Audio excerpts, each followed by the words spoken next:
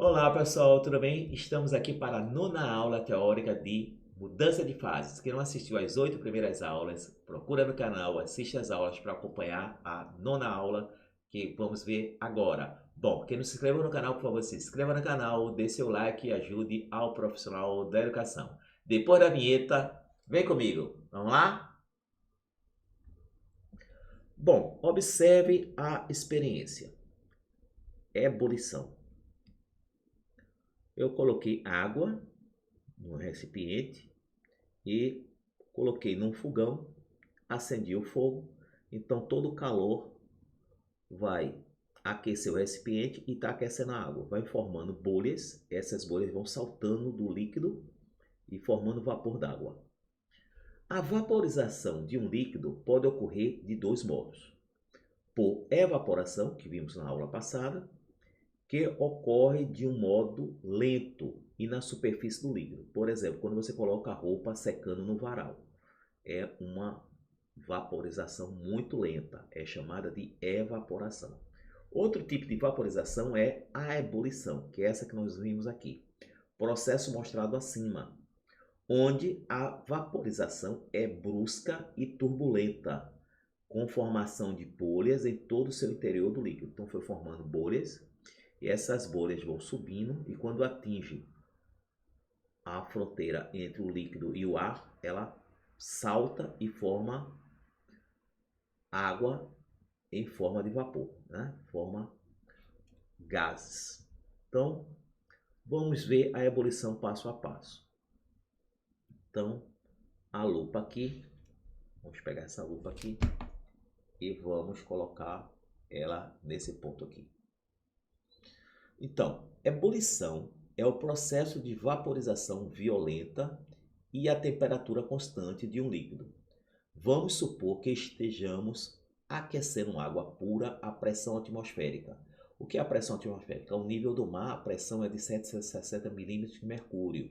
Nós vimos que a 760 milímetros de mercúrio, a temperatura de ebulição da água é 100 graus Celsius. Nós vimos isso quando vimos o diagrama, né? Esse diagrama aqui, que nós vimos o diagrama da água, né? Que aqui era a curva de fusão, aqui é líquido, aqui a substância é sólida e aqui a substância é vapor.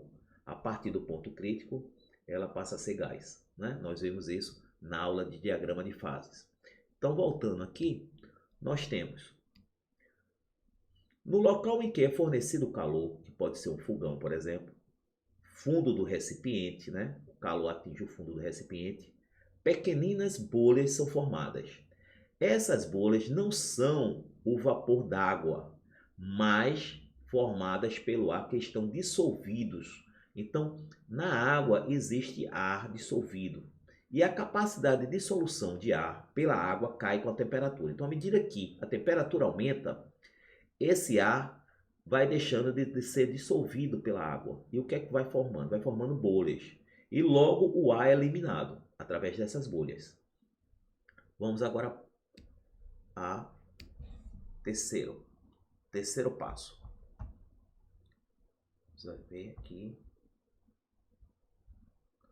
o terceiro passo. Após um certo tempo de fornecimento de calor, bolhas maiores contendo apenas vapor d'água puro serão formadas em toda a massa do líquido. E o quarto passo. Essas bolhas de vapor só se formarão quando a pressão dos vapores em seu interior for ao menos igual à pressão externa.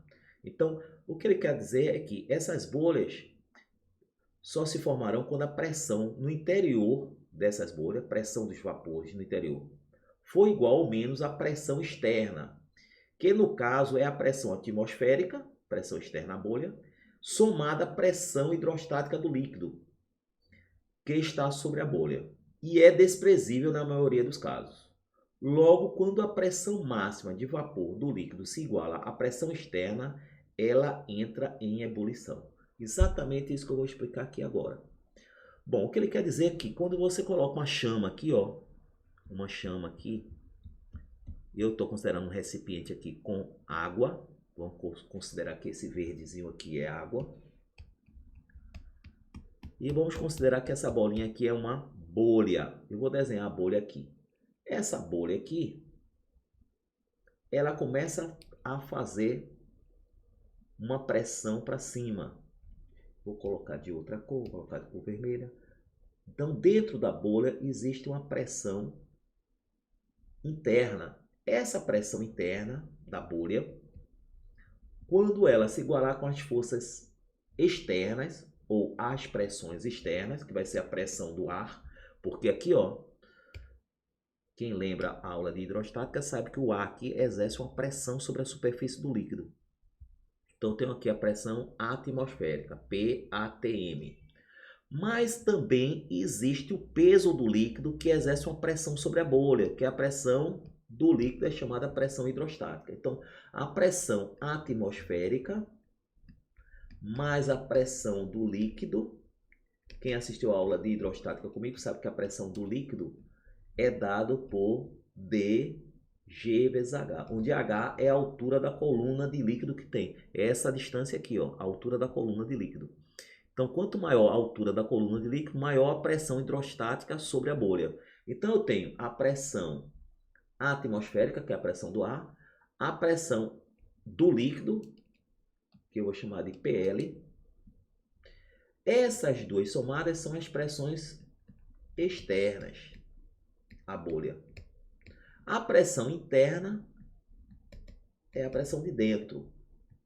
Então, quando eu tiver essa pressão para cima igual à soma das pressões que estão para baixo, que é a pressão do líquido sobre a bolha e a pressão do ar sobre o líquido, eu vou ter que a bolha começa a subir em movimento uniforme. Essa pressão aqui do líquido sobre a bolha, ela geralmente é desprezível. Então, a gente pode considerar aqui como sendo zero. Então, quando a pressão interna da bolha for igual à pressão atmosférica, que é a pressão que o ar faz, ela começa a bolha começa a subir, né? Começa a subir porque ela passou a ser vapor d'água e ela é menos densa do que a água, ela salta do líquido e solta, abre-se e vira vapor. Então, vamos voltar aqui à questão. Então, nós temos aqui. Para uma bolha crescer e escapar do líquido, é fundamental que a pressão de vapor no interior da bolha seja ao menos igual à pressão exercida acima dela. Quem é a pressão exercida acima dela, que eu acabei de explicar? A pressão exercida acima dela é a soma da pressão atmosférica, se o recipiente estiver aberto, mais a pressão hidrostática, que na maioria das vezes é desprezível. Então, nós temos aqui, ó, pressão máxima de vapor dentro do líquido tem que se igualar à pressão externa. Então, a bolha se forma, a bolha se forma e consegue chegar até a superfície e saltar para fora do líquido.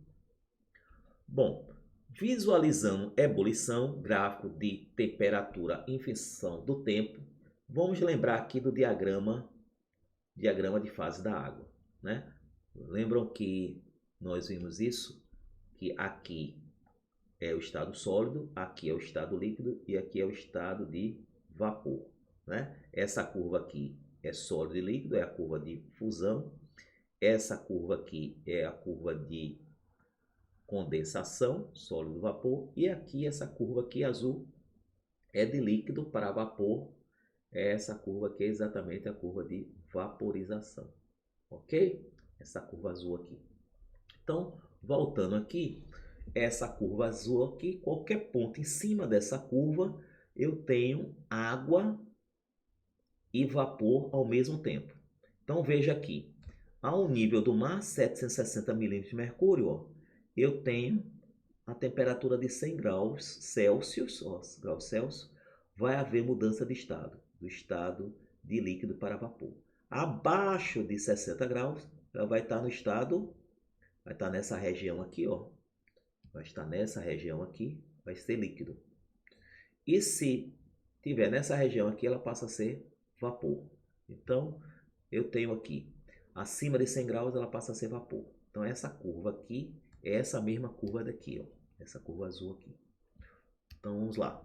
O que vai acontecer? Veja aqui com a temperatura o que vai acontecer. Lembre-se que na hora da mudança de estado, a temperatura não varia. Ela vai ficar um tempo com a temperatura constante, que vai ser 100 graus. Então, eu vou aquecer aqui. Eu tenho água aqui e eu vou aquecer. Tem um bujão de gás aqui, eu vou colocar fogo aqui na água. Então, veja o que acontece. A temperatura subiu de 60 até 100 graus. Depois ficou um tempo constante, que é o calor latente, e depois a temperatura voltou a subir de novo e chegou até 120 graus, o vapor d'água. Então a temperatura varia durante o aquecimento da água, permanece constante durante a ebulição da água e varia durante o aquecimento. Então vou repetir aqui, preste atenção a essa setinha aqui e veja que quando chegar em cima dessa curva, ela passa um tempo, ó, um intervalo de tempo aqui, ó, tempo nesse eixo, um intervalo de tempo com a temperatura a 100 graus centígrados, porque na hora da mudança de estado a temperatura fica constante. Então, ó, aqui, ó, fica parada aqui, ó, um certo tempo. Depois ela volta a crescer de novo a temperatura. Bom, próxima página. Bom, na próxima aula nós vamos ver os fatores que não influenciam na pressão máxima de vapor.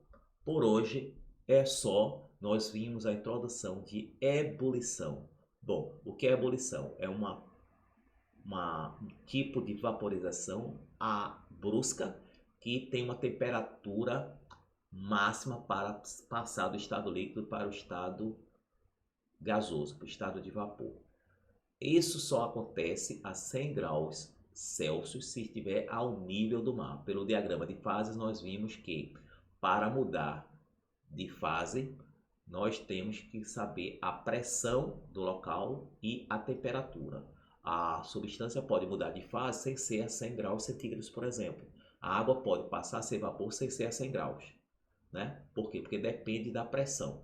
Então, ao nível do mar, a pressão é de 1 atm, 760 milímetros de mercúrio. A água passa do estado líquido para o estado de vapor a 100 graus Celsius. Nós vimos também que na ebulição e aí em todas as mudanças de estado, nós aprendemos isso, inclusive em calorimetria, que a temperatura fica constante na hora da mudança de estado. Então passa um intervalo de tempo com a temperatura constante, que é o calor latente, para depois mudar de fase e começar a subir a temperatura novamente. Bom, por hoje é só, espero que vocês tenham entendido a aula. Espero vocês para a 10ª aula de mudança de fase, que é a continuação de ebulição. Até mais, tchau!